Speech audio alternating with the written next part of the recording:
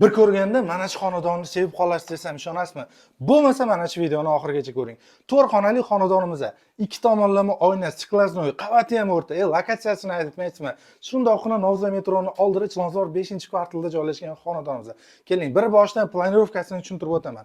Mana bu qismimiz mehmonxona qismi bo'ladi. Remontini qarang, oppoqqina, shundoqqina yoqadigan remontda bitgan, chiroyli qilib mehki zonalarni ko'rishingiz mumkin.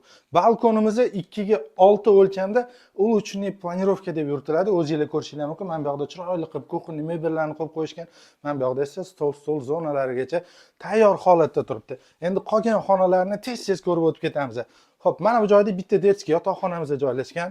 Ikkita одинарный karavotni chiroyli qilib qo'yilgan, pardalari ilingan. Xullas, qo'yilgan bolajonlar uchun hamma sharoitlarni qo'yishgan ekan. Mana bu yerda esa asosiy yotoqxonamiz joylashgan. Bunda ham duch spanli tepalarda shkaflarni chiroyli qilib joylashtirib ketishgan ekan. Xo'p, sanuzellarimiz ham razdельный joylashgan. O'zingiz ko'rishingiz mumkin. Siralkalarigacha tayyor turibdi. Mana bu joyda esa hojatxonamiz kenggina bo'lib joylashtirilgan. Xo'p, bu yoqda yana bitta kattalar yotoqxonasi joylashgan. Bunda ham duch spanlilari, shkaflari tayyor holatda turibdi. Xullas kalom, mana shu xonadonimizda sotilyapti. 80 kvadrat metr 4 qavatli binoning 3-qavatida joylashgan. Narxiga keladigan bo'lsak, 130 ming AQSh dollari so'ralyapti. Kelishtiradigan joylari bor. Shoshiling, bunaqa xonadonlar 2-3 kunga bormay sotilib ketadi. Opsiyada nomer qoldiraman, batafsil ma'lumot olsanglar bo'ladi.